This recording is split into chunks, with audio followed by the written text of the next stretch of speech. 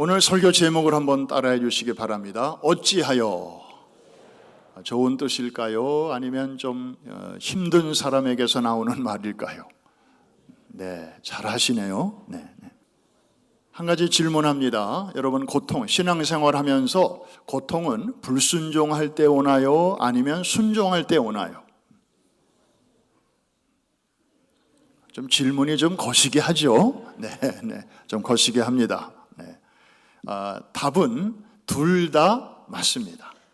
불순종할 때 오는 고통이 있고요, 또 순종할 때 오는 고통도 있습니다. 요나를 보면 불순종할 때 하나님이 아주 가는 길을 막으시죠.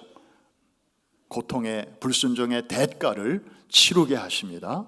그런가 하면 오늘 본문을 보면 모세가 불순종한 게 아니고 지금 순종의 길에 있는데도 어마어마한 고통이 지금 따르고 있는 것을 보게 되는데, 다만 이것도 고통이고 저것도 고통이지만 고통의 결이 다르고 고통의 질이 다른 것이죠. 자세한 내용을 우리가 말씀 속에서 같이 생각해 보려고 합니다. 자, 오늘 출애굽기 5장입니다. 드디어 모세가 아론과 함께 하나님의 부르심 앞에서 주저 하다가 이리 빼고 저리 빼고 하다가 결국에는 이제 바로 앞에 섰습니다.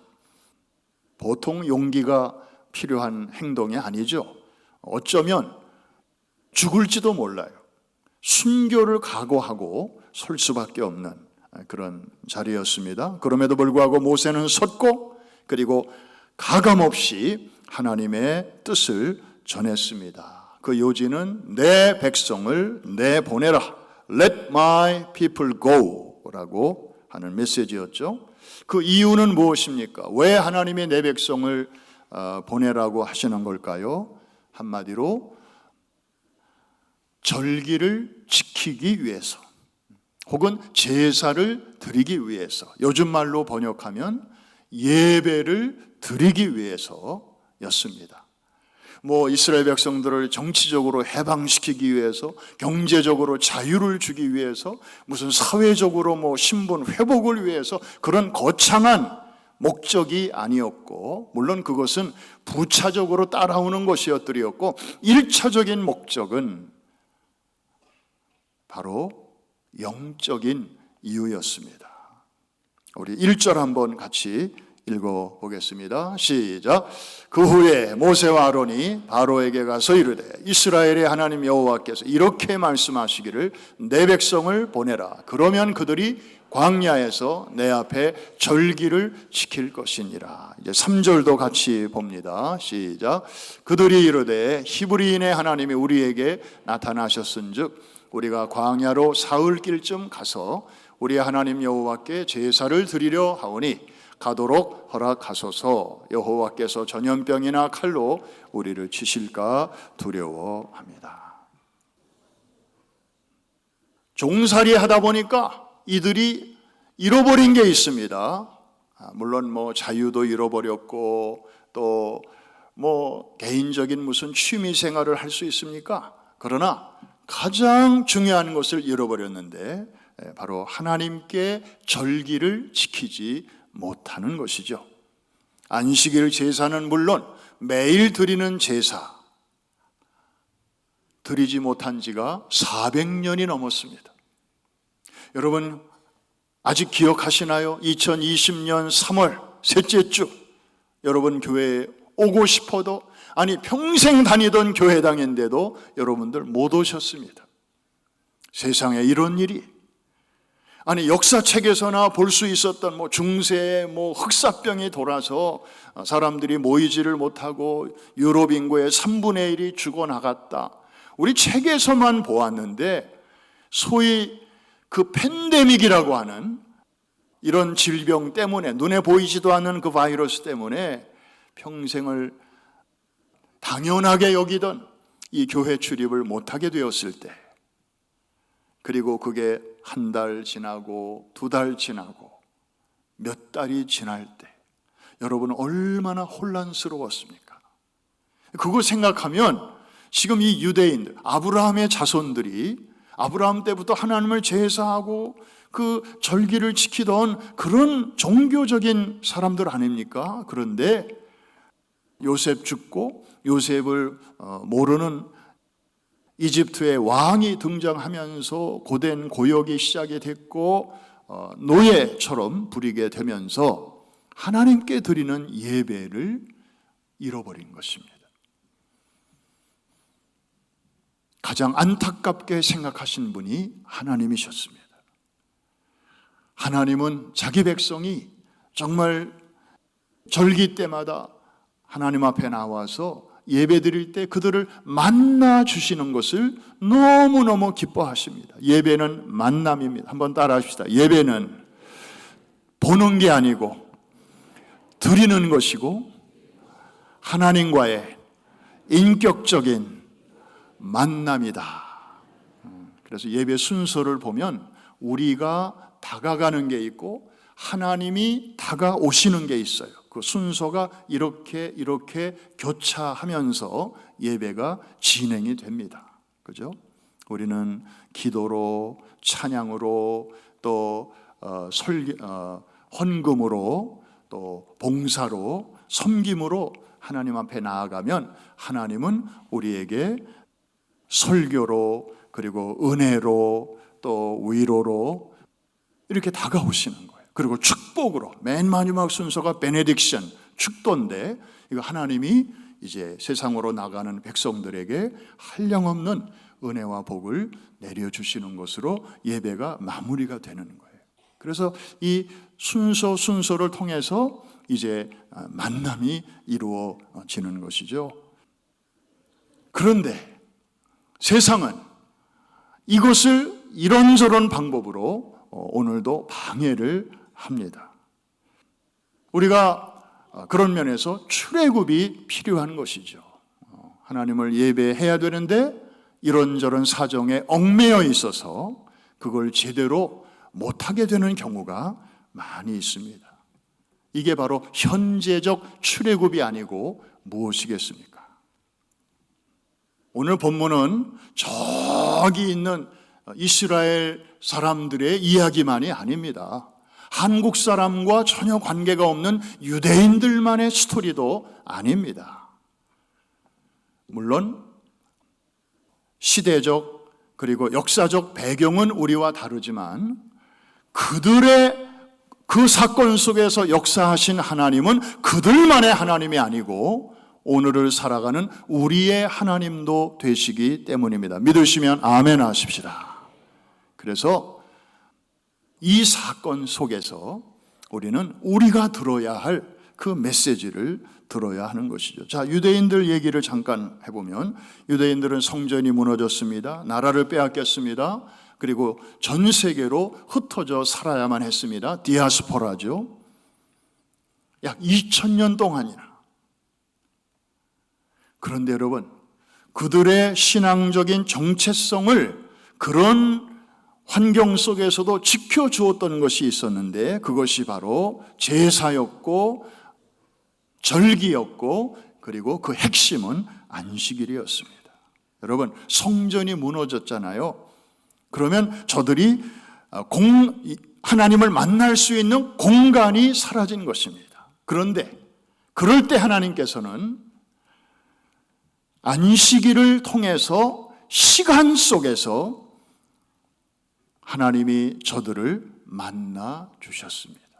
공간은 사라졌지만 시간을 하나님이 열어주신 것이죠. 여러분, 그 사운드 오브 뮤직에 보면 주인공 마리아가 수녀가 되려고 들어왔다가 그 아주 말괄량이 기질 때문에 수녀 그 수도원의 귤이 너무 깝깝해서 적응하지 못하고 이제 세상으로 내려가겠다고 원장을 찾아왔을 때 그 원장이 이제 이렇게 격려를 해주죠. 이제 노래도 불러주잖아요. Climb every mountain. 내가 내려가면 험한 산도 있을 것이고 그리고 흐르는 시내도 있을 것인데 거기에 낙심하지 말고 내 꿈을 쫓아서 잘 건너고 그렇게 잘 적응해라. 그러면서 하는 말이 하나님은 말이야 대문이 닫힐 때는 항상 창문을 열어주시오. 그러니까 내가 여기서는 실패했지만 산 아래 내려가면 또 하나님의 길을 열어주실 텐데 거기서는 잘 한번 해봐. 뭐 이런 격려의 말이 아니겠습니까? 유대인들에게 하나님이 그렇게 하셨습니다. 성전이라는 공간이 사라졌지만 안식일이라는 시간을 하나님께서 열어주셔서 민족의 아이덴티티, 신앙의 정체성을 2000년 동안이나 그들이 뺏기지 않고 놓치지 않고 간직할 수 있게 해주셨는데 그만큼 예배가 중요하다는 것입니다. 그냥 액세서리가 아니에요. 이거는 그저 시간이 되고 형편이 되면 드리고 안 되면 안 해도 좋고 그런 게 아니었습니다. 여러분, 유대인들이 이런 말을 하는데 이거는 잘 들으셔야 좀 이렇게 와닿습니다. 건성으로 들으면 도무지 이해가 안 되는 말이에요. 저도 그랬으니까요. 한번 들어보십시오. 유대인이 안식일을 지킨 것이 아니라 안식일이 유대인을 지켰다. 아멘이 잘 안 나와요, 이거는. 왜? 지금 이제 아직 이 메시지가 이렇게 오고 있으니까. 다시 한번 할게요. 유대인이 안식일을 지키는 것이 아니라, 우리는 그렇게 알고 있잖아요. 유대인들, 안식일 철저하게 지켰어. 그런데 실상은 안식일이 유대인을 지켰다. 와, 여러분 빠르시네요. 네. 이런 말이 있을 정도로, 이거 유대인들이 하는 말이거든요. 자기들이 겪어보니까 안식일에 대한 그 신앙이 자기들을 결속시켰고 자기들을 지켜주었음을 뒤를 돌아보면서 이제 고백하게 되었다는 것입니다. 여러분, 유대인들의 이런 역사를 생각할 때 갑자기 떠오르는 성경 규절이 요한계시록에 하나 있길래 여러분과 함께 나눕니다. 계시록 3장 10절 말씀, 우리가 작년 한 해 동안에 그냥 쭉 훑어본 말씀인데 그 요지는 사람이 하나님의 말씀을 지킬 때 하나님은 그 사람을 지켜주신다 하는 그런 말씀이에요. 한번 같이 한번 읽겠습니다. 시작.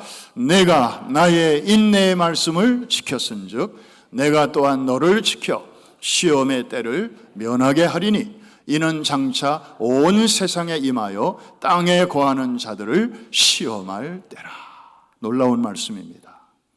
내가 나의 말을 인내로서 지켰은즉 내가 가만히 있겠니? 내가 또한 너를 지켜줄게. 언제? 시험의 때. 저 시험의 때는 우리가 흔히 만날 수 있는 그런 정도의 시험이 아니고 The Great Tribulation, 정말 전무후무한 적그리스도로 말미암아 역사의 마지막 때 이 지구상에 임할 가장 혹독한 시험의 때를 말하는 것입니다. 그때 내가 너희를 지켜줄게 라는 약속의 말씀이에요. 유대인이 안식일을 지켰더니 안식일 신앙이, 안식일을 소중하게 여기는 그 신앙이 그들을 지켜주었다는 말과 연결되는 말씀입니다. 사랑하는 성도 여러분, 하나님이 이토록 소중하게 여기시는 예배를 우리가 소중히 여길 때 하나님께서도 여러분의 삶을 소중히 여겨 주실 줄로 믿습니다. 우리가 이 안식일 신앙 또 주일 성수에 대한 이 신앙을 잘 지켜나갈 때 하나님께서 여러분을 또한 지켜주실 줄로 믿습니다. 모세가 잘못한 것이 있다면 하나님 말씀에 순종한 것 뿐이고 그리고 가감없이 전한 것밖에 없는데 결과는 어땠나요? 예상한 것보다 반발이 굉장히 컸습니다. 바로 왕은 이스라엘 백성들의 노역을 더 힘들게 만들었습니다. 전에는 벽돌을 만들려고 할 때 재료는 주면서 일을 시켰는데 이번에는 재료도 안 줘요. 니들이 산과 들로 다니면서 그 재료를 다 구해와라. 그리고서 벽돌을 만들어라. 목표는 전과 동, 일당량을 똑같이 주었습니다. 그러니 재료를 구하느라고 벌써 시간을 많이 써버리고 나니까 절대 시간이 부족한 거죠. 양을 못 채우면 또 채찍을 때리고 밥을 안 주고 이런 불이익이 돌아오게 했던 것입니다. 바로가 이렇게 하는 속셈 이유는 무엇이었을까요? 아마도 첫째는 모세와 아론으로 하여금 이런 요구를 더 이상 앞으로 못하도록 아마 혹군역을 내려는 그러한 의도였을 것이고, 더 깊은 속셈이 있다면 이스라엘 백성들로 하여금 모세와의 사이를 이간질시켜서 모세를 원망하게 하려는 데 있었습니다. 백성들은 당장 불만이 터져 나옵니다. 모세!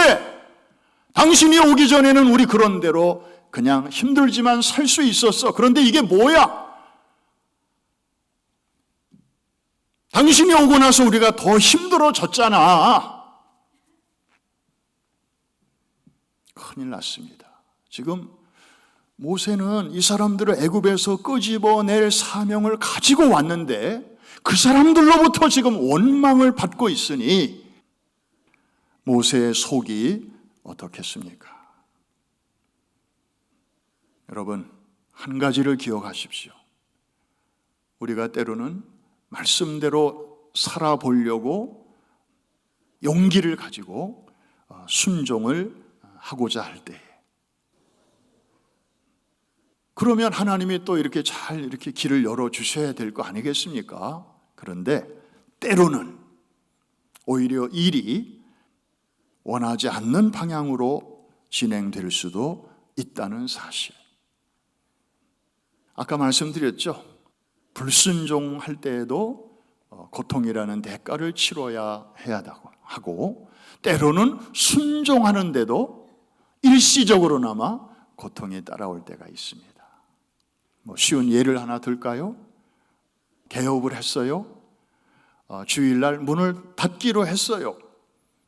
그런데 경제가 너무 안 좋다 보니까 주일날 매상이 아주 심심치 않은데 다른 집들은 막 주일날 손님들이 오고 하는데, 그러면 평일날이라도 하나님이 손님을 많이 보내주셔야 되지 않겠나 기대했는데 한 달 지나고 석 달 지나고 6개월 지나고 보니까 여전히 어려운 거예요.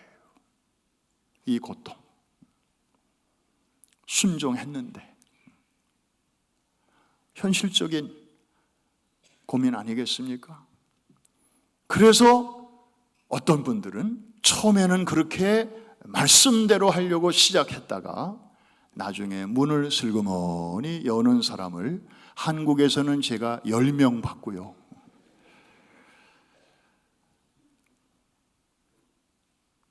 인간이니까, 사람이니까. 잘못한 거 뭐 있습니까? 말씀대로 해보려고 나름대로 애를 쓰고 몸부림쳤는데, 물론 궁극적으로 하나님이 망하게 하시겠습니까마는, 그러나 호경기가 아니고 온 세상의 불경기다 보니까, 순종이 고통을 가져올 때 사람들의 반응이 크게 두 가지로 쫙 나누어집니다. 첫째는 힘 있는 사람, 권력을 가진 사람을 찾아갑니다. 그래서 호소합니다. 좀 도와달라고, 법을 좀 바꿔달라고.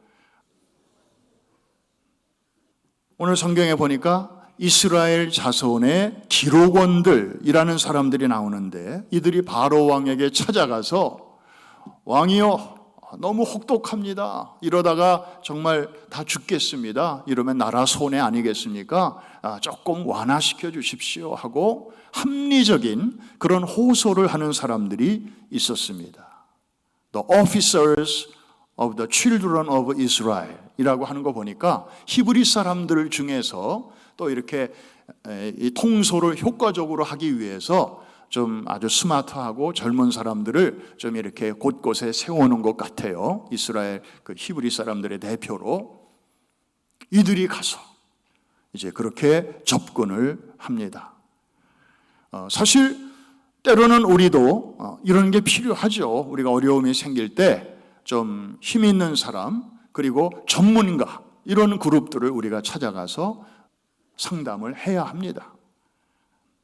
변호사도 찾아가야 되고 CPA 도움을 받아야 되고 요즘같이 세금 보고하는 시즌에 CPA 얼마나 중요합니까?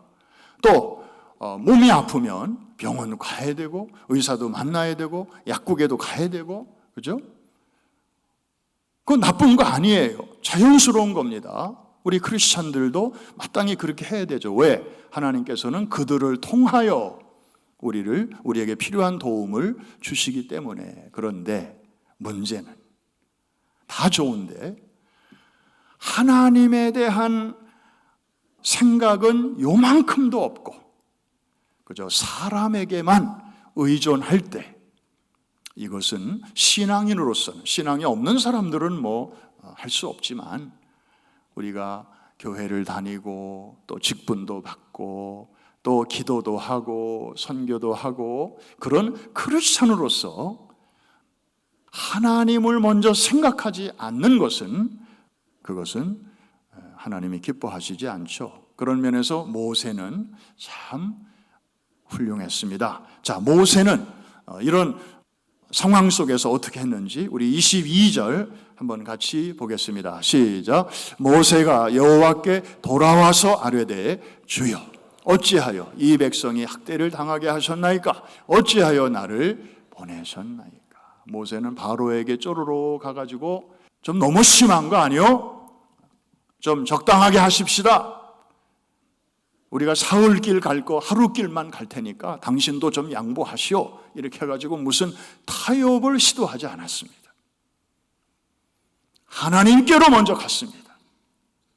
그리고 마음을 쏟으며 마음을 토하며 뭐 있는 소리 없는 소리 하나님께 지금 다 하고 있지 않습니까? 그 유명한 어찌하여 라는 말이 바로 여기에서 두 번이나 나오고 있습니다.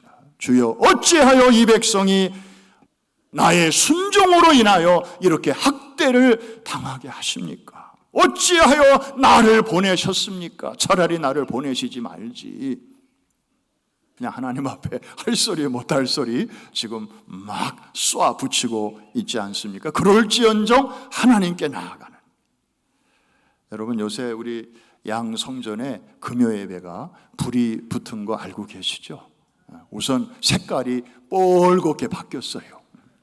강단 배경이 뻘개요. 멀리서 보면 정말 여기에 불 붙은 것 같아요.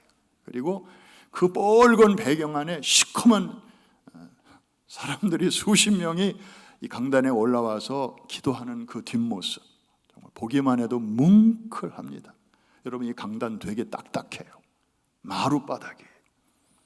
각자 얇은 담요 하나씩 갖고 와서 여기서 최소 15분 동안 기도하라 그랬는데요. 보통 30분 기도해요. 어떤 분은 1시간 이상 기도해요. 눈물 떨어지고요. 땀이 떨어집니다. 여러분 그런 강단 위에 앞으로 여러분의 다음 세대들이 올라와서 우리 부모 세대가 흘린 눈물과 땀이 서려 있는 이 강단 이제 우리가 지키겠습니다. 여러분 그런 모습을 한번 그런 역사 의식을 가지고 우리가 지금 이런 일을 하고 있거든요. 하나님이 주시는 축복은 머리가 아니고 손이나 발이 아니고 무릎을 통하여 온다는 사실을 우리는 알고 있습니다. 무릎 히브리어로 바라크라고 하는데 여기에 무릎이라는 뜻과 함께 축복, 하나님이 주시는 축복 이 두 가지 의미가 들어있는 거예요. 그러니까 이거를 연결하면 사람이 주는 복, 세상이 주는 복은 요 머리를 통해서 와요. 잔머리, 재테크 요걸 잘 굴리면 좀 와요. 그리고 손과 발, 열심히 뛰어다니고 열심히 사람 만나고 네트워크 확장시키고, 그래서 좀 이렇게 인간관계를 넓히면 조금 도움이 돼요. 그러나 영원히는 아니에요. 하나님이 주시는 축복은 놀랍게도 이 무릎으로 온다고 하는 사실이에요. 믿으시면 아멘 하십시다. 그러니까 하나님 주시는 복은 저는 관심 없고요. 일단 제가 살아있는 동안 먹고 살아야 되고, 또 우리 주변 사람들에게, 자식들에게 뭐 좀 남겨주려면 다른 도리 있겠습니까? 저도 굴려야 되고 또 열심히 뛰어야 되는, 그렇게 그냥 살다가 가시려면 굳이 무릎 사용하실 일이 뭐가 있겠습니까? 그러나 하나님이 알려주셨는데도 이거를 우리가 쓰지 않는다면 하나님 얼마나 섭섭하실까요? 그래서 지금 양성전에서 정말 기도하는 기도의 용사들이 이렇게 금요일마다 모여드는 우리 교회, 희망이 있는 줄로 믿습니다. 전 세계를 섬기는 교회답게 여러분들이 옛날처럼 왕성하게 다른 활동 못한다 할지라도 겸손하게 주님 앞에 나와서 내 무릎이라도 하나 더 숟가락 놓는 마음으로 제 무릎도 받으시옵소서 하고 그렇게 엎드릴 때 모세의 그 기도를 들으신 하나님께서, 여러분 보십시오. 순종의 결과로 잠시 어려움이 있었지만 그렇다고 해서 하나님의 계획이 착오가 생겼습니까? 결론을 우리가 알잖아요.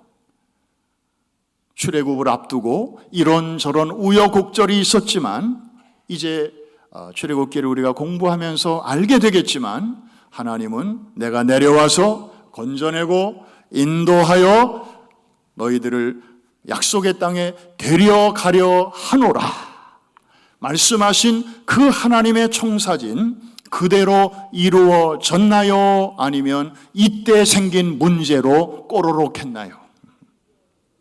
그대로 이루어졌죠? 믿으시면 아멘 하십시다.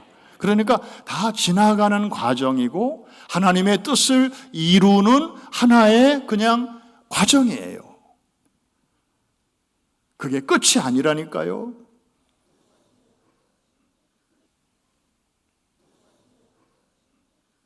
이 미국을 세운 건국의 아버지들이 있습니다. 400년 전으로 거슬러 올라가면 바로 청교도들이죠. 이들이 정치적으로 나라를 세운 건 아니지만 신앙적인 터전을 마련했습니다.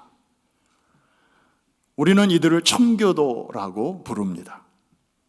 자, 이분들이 이 동쪽에, 미 동부에 와가지고 맨 처음에 세운 학교가 하버드를 세웠고요. 그 다음에 예일을 세웠습니다.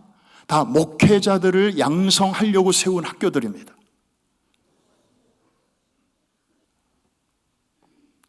이들이 언어를 독일어를 썼겠습니까? 무슨 네덜란드 말을 썼겠습니까? 이들이 영어를 썼죠. 그 당시에 직업을 job이라는 말을 쓰지 않았고 그들은 calling이라는 단어를 썼습니다. 오늘 우리는 job이라는 단어를 그냥 쓰죠. calling은 주로 멀쩡히 일하다가 신학교 이렇게 가라는 부름받은 사람을 가리킬 때 콜링 받았다고 우리가 그렇게 쓰지만 그거 아니에요. 그 당시에는요 직업이 콜링이었어요. 그러니까 job 그러면 생계의 수단이라는 뜻으로 우리가 받아들이는데 콜링 그러면 하나님의 부르심이에요.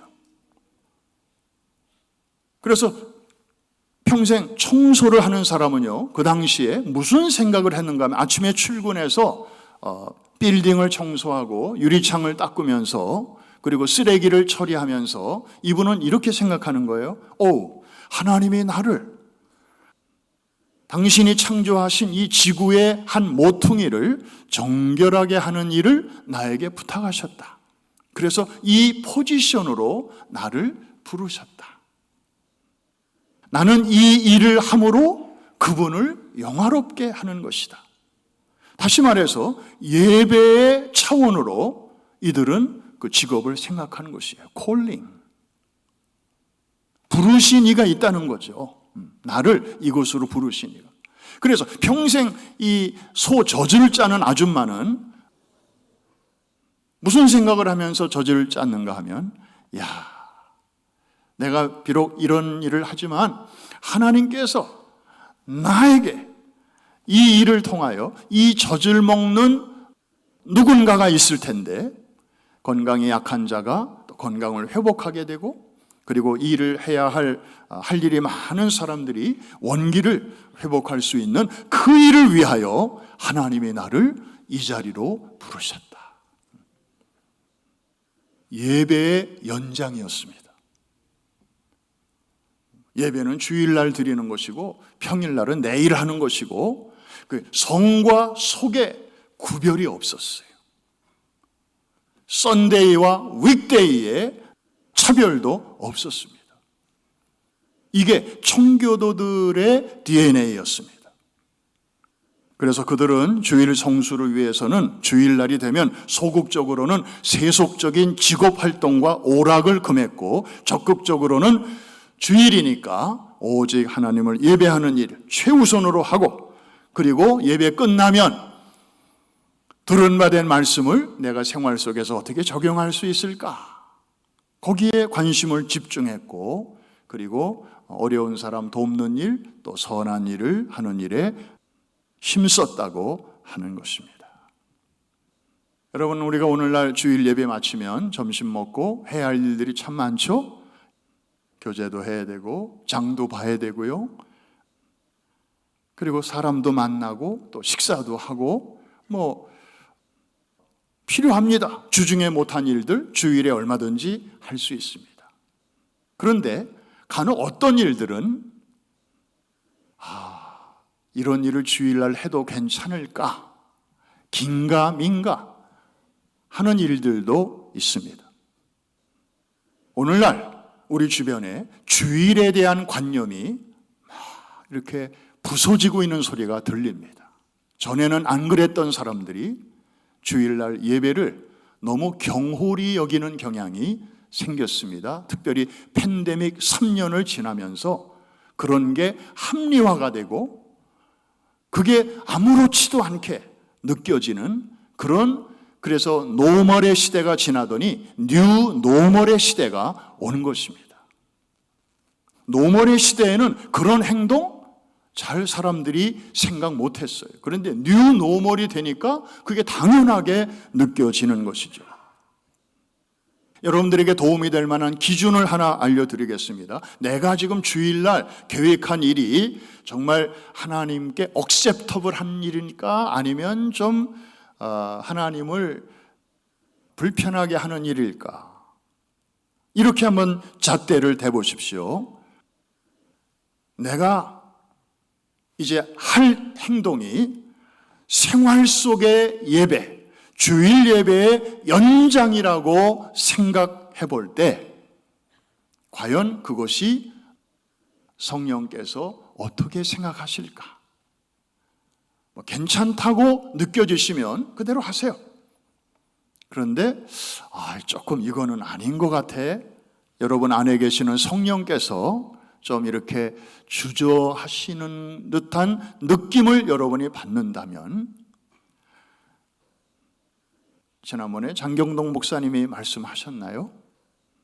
이렇게 확실할 때는 그렇게 하면 되는데 긴가민가 할 때는 안 하면 됩니다. 사람들은 그거를 자꾸 하는 쪽으로 합리화를 시켜요. 근데 긴가민가 이렇게 확신이 안 들 때는 성령께서 이렇게 사인을 아직 안 하시는 거거든. 그러니까 그럴 때는 제일 아주 이렇게 안전한 것은 안 하는 게 좋아요. 귀 있는 자만 들을지어다. 어떤 분이 빌리 그레엄 목사님에게 질문했습니다. 주일날 소가 우물에 빠지면 건져야 하나요? 말아야 되나요? 목사님의 답변은 물론 건져야죠. 그러나 그 소가 지난 주일에도 빠졌고 이번 주일에도 빠지고 매 주일마다 빠지면 그놈의 소 당장 팔아 없애십시오.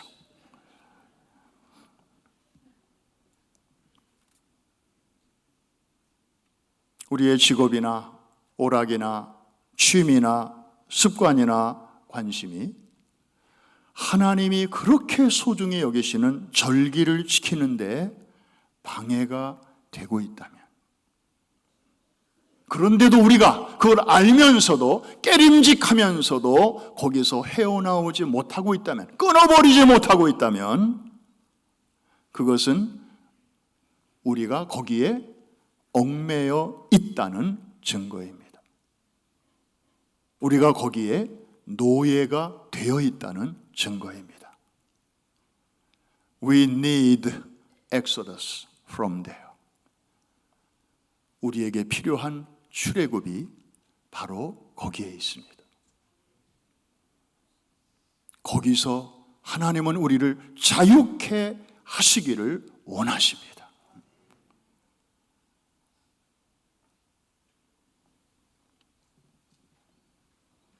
믿음으로 모세는 장성하여 바로의 공주의 아들이라 칭함을 거절하고 도리어 하나님의 백성과 함께 고난받기를 잠시 죄악의 낙을 누리는 것보다 더 좋아하고 그리스도를 위하여 받는 능력을 애굽의 모든 보화보다 더 큰 재물로 여겼으니 이는 상 주심을 바라봄이라. 우리가 하나님이 소중히 여기시는 것을 우리도 소중히 여길 때 하나님은 우리의 삶도 소중히 여겨 주십니다. 우리가 하나님의 절기를, 특별히 안식일 그리고 예배를 잘 지키려고 애를 쓸 때 하나님은 우리의 삶을 지켜 주십니다. 시험의 때에도 어느 누구도 보호해 주지 못할 때 하나님께서 완벽한 보호막으로 우리를 지켜주신다고 약속하셨습니다. 그 말씀이 참인지 아닌지 이것은 도전해 보는 사람만이 경험할 수 있을 것입니다. 이 결단이 오늘 우리 모두에게 있게 되기를 주님의 이름으로 축복합니다.